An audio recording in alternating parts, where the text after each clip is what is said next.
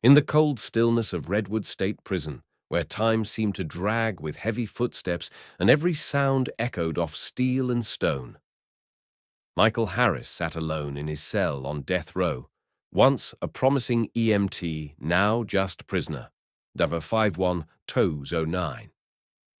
Michael had long stopped hoping for miracles, but as the date of his execution drew closer, there remained one wish he couldn't silence: a final moment with Max, his loyal German shepherd.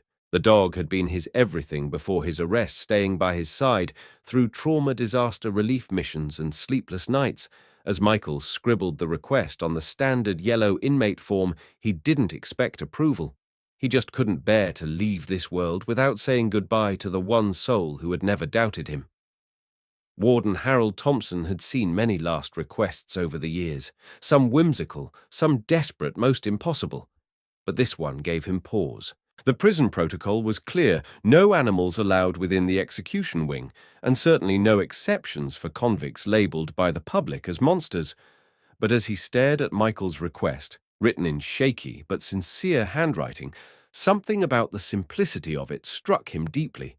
Perhaps it was the humanity buried within the ask, or the unspoken pain of a man condemned by the world, yet clinging to love. Warden Thompson made a quiet call to the governor's office, and with reluctant hope began the complicated legal and logistical process to allow Max into the prison.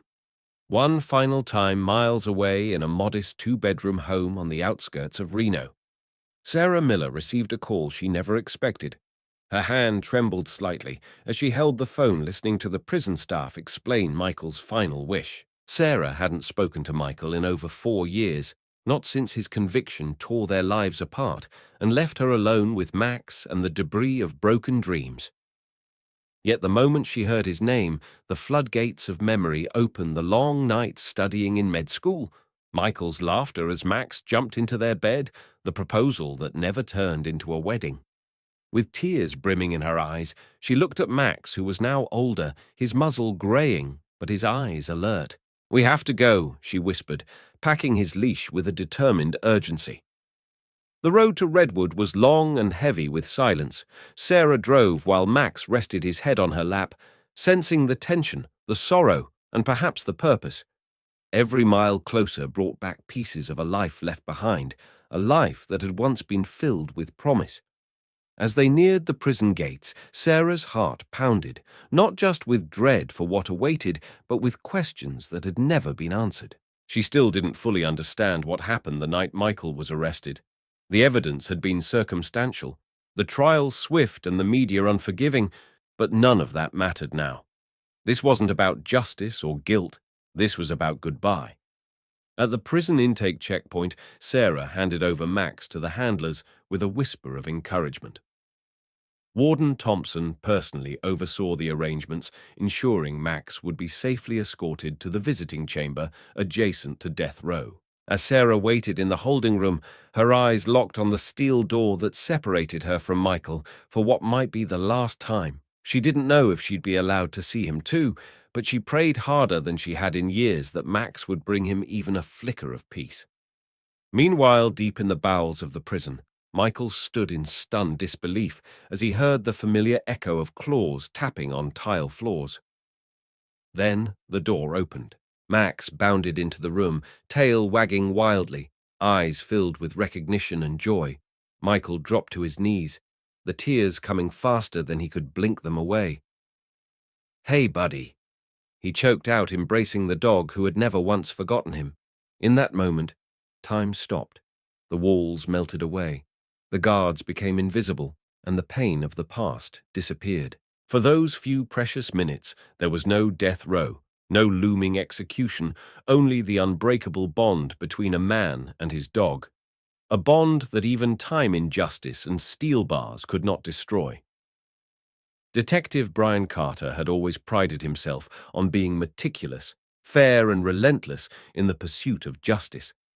He wasn't the kind of man who second-guessed his work, especially on cases as high-profile as the one that put Michael Harris on death row. But something about Michael's final request to see his dog Max had unsettled him. It wasn't the plea itself, but the raw humanity in it. A man truly guilty of the horrific crime Michael was accused of wouldn't be asking for a dog in his final moments. He'd be lashing out or withdrawing. That night, long after the station emptied out and the city lights flickered in the mist, Brian pulled the dusty case file from the archives and reopened the story he thought he knew so well. As he read through the transcripts and reviewed the evidence details that once seemed conclusive now raised questions. Why had the key witness changed her statement just days before the trial? Why were certain financial records sealed from the court? Digging deeper, Brian retrieved subpoenaed documents that had never been properly reviewed, bank transfers, digital communications, and time-stamped surveillance footage. One name began to pop up repeatedly. Vincent Blake, a known associate of the underground syndicate that operated out of East Oakland. Vincent had motive access and, most importantly, a trail of cover-ups in other cases involving planted evidence. Brian's pulse quickened. Had Michael been set up? Driven by a gnawing sense of urgency, Brian traced the digital footprints linked to Vincent's burner phones. A new series of messages had been decrypted, communications that placed Vincent at the crime scene just hours before the murder. Not Michael. Even more chilling there were payments made from an anonymous offshore account to a now-deceased eyewitness who had testified against Michael. The deeper Brian went, the more he realized how shaky the original conviction truly was. This wasn't just an oversight.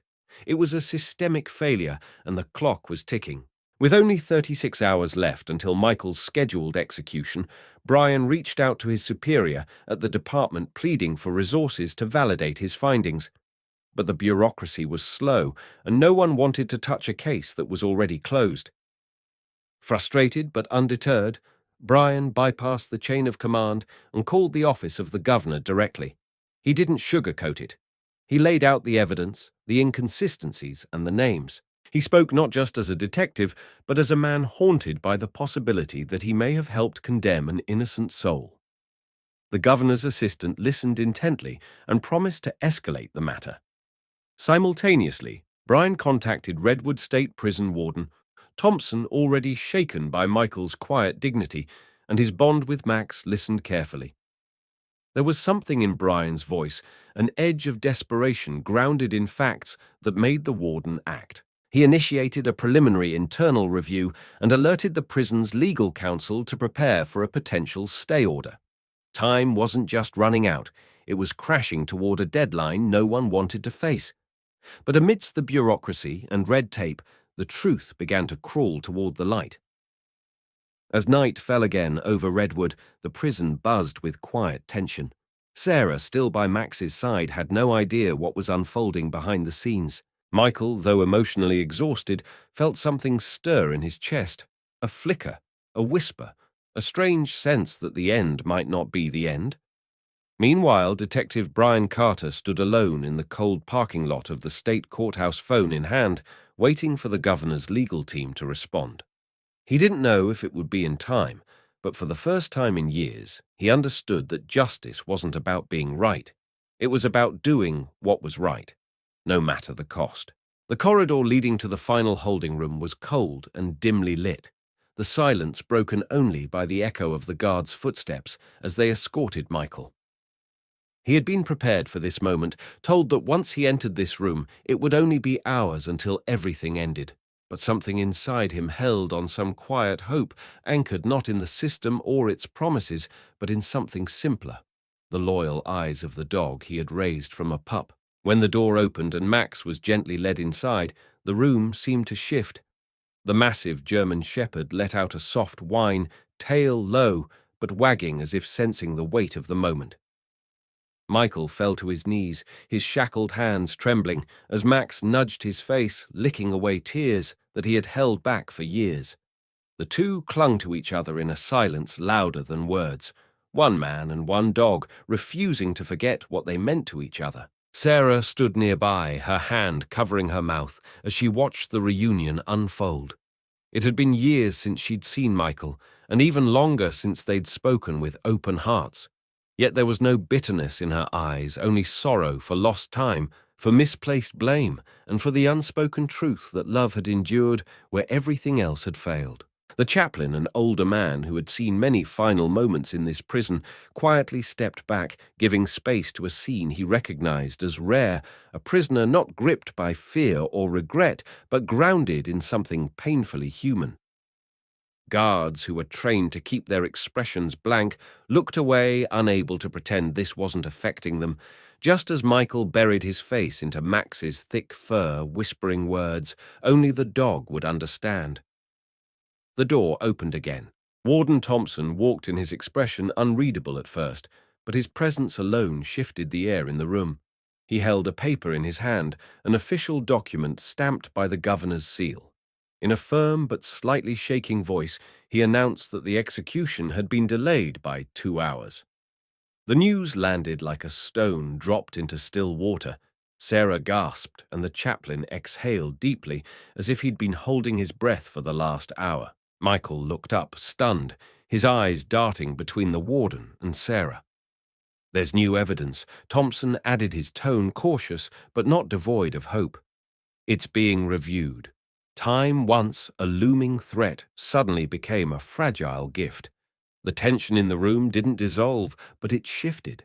Where there had been finality, now stood uncertainty, and with it, the tiniest spark of possibility. Michael sat back, Max's head resting in his lap, and for the first time in years he let himself exhale.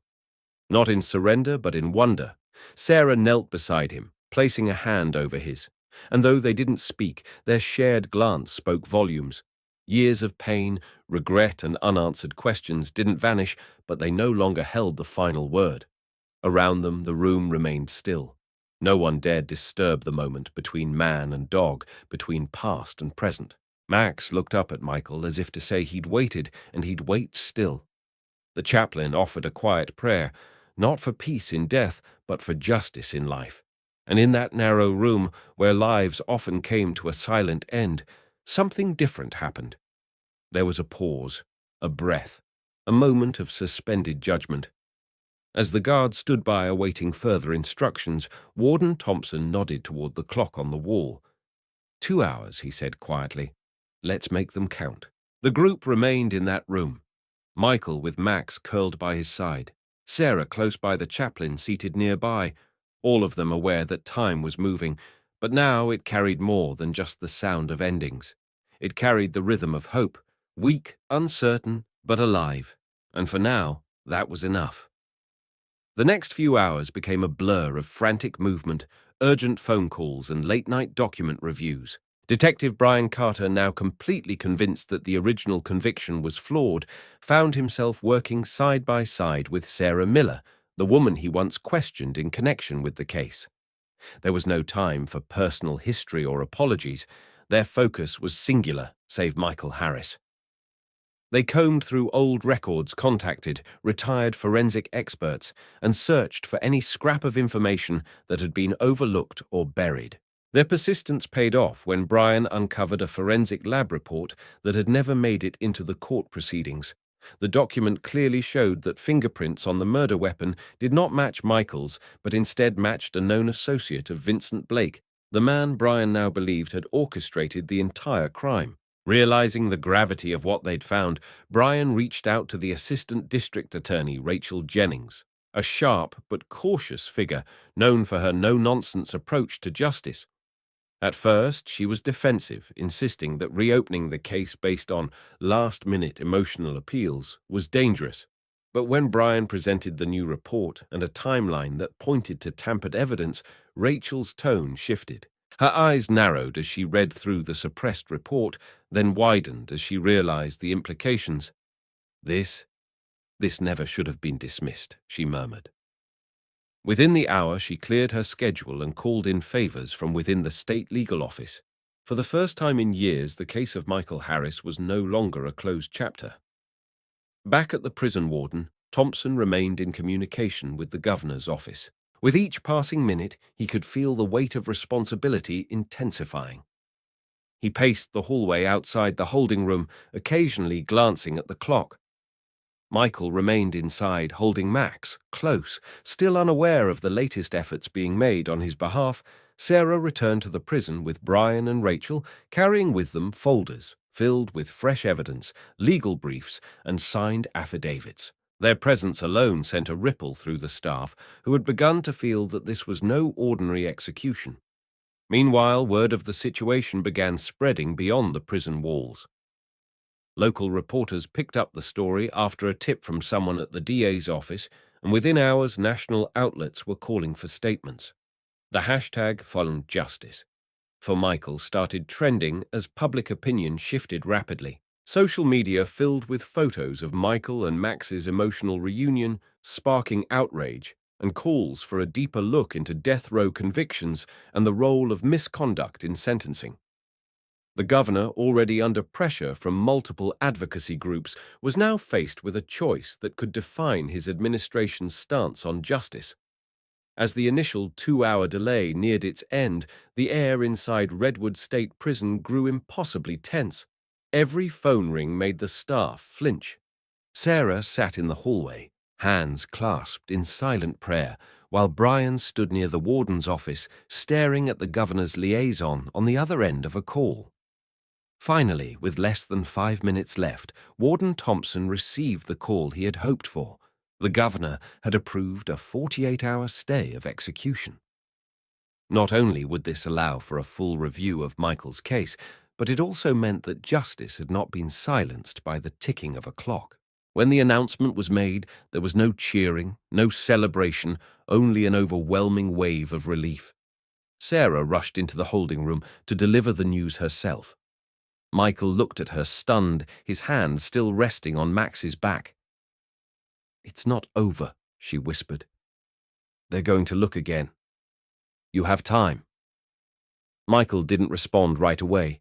He simply nodded, his eyes misting with something he hadn't felt in years. Belief. Belief that the truth still mattered, that his life wasn't over, not yet.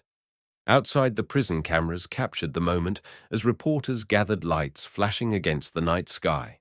The story was no longer just about a prisoner and his dog. It had become a national reckoning, a question of whether justice in America could still be corrected before it was too late. And deep inside those concrete walls, hope continued to grow, not loud or triumphant, but steady and resolute, like the heartbeat of a man whose time had just been borrowed back from the brink. The morning after the governor's extension was granted, Redwood State Prison felt palpably different. The guards moved with more awareness, the inmates whispered more cautiously, and in the temporary holding unit, Michael Harris sat behind a thick pane of glass, not as a man condemned to die, but as a man caught between justice delayed and justice restored. The death row tag on his file had been removed. No longer held in the shadow of the execution chamber, Michael was transferred to a temporary holding block while his case underwent emergency judicial review. Though the cement walls were still the same, and the lock still clicked with a metallic finality, Michael's spirit had subtly shifted.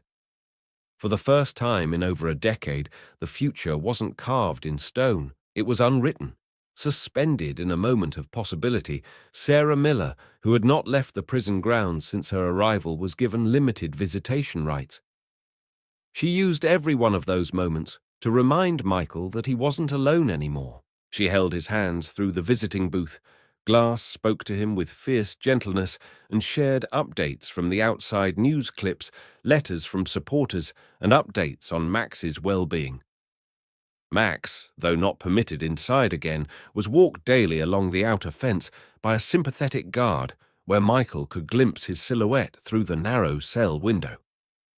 That single image, a dog pacing loyally along the prison's edge, became Michael's symbol of endurance. Max had waited all these years, so could he. Meanwhile, the legal team assembled by Rachel Jennings and fueled by Brian Carter's relentless push had turned into a full-blown task force. Forensic analysts re-examined crime scene photographs, former witnesses were re-interviewed under oath, and internal memos from the original investigation were dug out of storage. More discrepancies surfaced: misfiled documents, ignored alibis, and the unmistakable suggestion that Vincent Blake had orchestrated the murder and manipulated the evidence to ensure Michael took the fall. The more the truth came to light, the more the public demanded answers. National coverage exploded. Talk shows debated the ethics of capital punishment, investigative journalists exposed cracks in the original prosecution, and civil rights groups staged candlelight vigils outside the prison gates. Michael watched all of this unfold from his new cell, caught between disbelief and cautious hope. Sarah read him headlines aloud sometimes through tears and described the rallies forming across state lines. "People care, Michael," she whispered one afternoon, her voice trembling. "Not just about what happened to you, but what it means for all the others like you." He nodded quietly, absorbing every word, the lines in his face softening with each syllable. For a man who had been sentenced to die, the idea that he had become a symbol of something greater, a second chance, a fight for truth, was almost too large to comprehend. Then came the judge's ruling, a formal stay of conviction pending full retrial. Michael was no longer a convict. He was a man presumed innocent until proven guilty. Again, a man for whom the system was finally pausing to listen. The reaction across the country was immediate and thunderous. The governor, now faced with overwhelming support for Michael's release, ordered a comprehensive review of all death row convictions. From the last 20 years, Michael's case had become a turning point, a name synonymous with the power of persistence, loyalty, and justice delayed, not denied. In the final hours of that week, as dusk fell over Redwood's high fences, Sarah waited outside the prison with Max by her side. Michael, escorted by 2 guards, stepped into the yard for the first time in years. He didn't walk fast. He didn't cry. He simply lowered himself to one knee, and Max ran to him like no time had passed at all. They stayed that way, man and dog still in the eye of the storm, but standing taller than they ever had. No, Michael was not yet free. But for the first time in a very long time, he wasn't dying, he was living, and that made all the difference. 48 hours turned into 2 weeks of legal battles, press coverage, and relentless digging through evidence, but it all came to a halt. One clear morning in the state courthouse, Michael Harris stood in a prison-issued uniform, shackled but upright, his gaze steady, yet heavy with years of pain. Across the courtroom sat Sarah, with Max lying quietly at her feet, his head resting on his paws. Detective Brian Carter sat beside the assistant district attorney, both prepared to testify about what they'd uncovered. When the judge finally entered and the courtroom rose, it felt like the entire world was holding its breath. The proceedings began with the presentation of the forensic report that had been deliberately omitted in the original trial. The suppressed evidence showed fingerprints that did not match Michael's, and the new testimony from an ex-accomplice of Vincent Blake, now in protective custody, tied the crime directly to Blake's operation. The ADA, once skeptical, now passionately advocated for Michael's release, admitting that justice had clearly been obstructed. The courtroom murmured as the evidence mounted, and even the judge's composure seemed to crack with emotion as he realized what had been done to an innocent man. Then came the ruling. The judge looked at Michael, paused, and with the weight of the state behind his words, declared the conviction overturned, effective immediately. Michael's knees nearly buckled, and Sarah gasped. Max, sensing the shift in energy, jumped up and barked once sharp, clear victorious. In that one bark was a release of every silent moment they'd endured, every doubt and every tear. As the guards removed Michael's cuffs, he looked towards Sarah and whispered, "We're going home." Outside the courthouse, reporters swarmed, flashbulbs exploded, and microphones pointed. But Michael didn't speak. He simply reached for Max, hugging the dog that had waited faithfully through steel bars and cold nights. Sarah wrapped her arms around them both, and the 3 of them stood in the morning light, not as a spectacle, but as a promise that even broken systems can be repaired and even shattered lives can be rebuilt. In the weeks that followed, Michael stayed away from the cameras. He settled into a modest home near the outskirts of town, far from Redwood Prison, yet not too far from the people who had fought for him.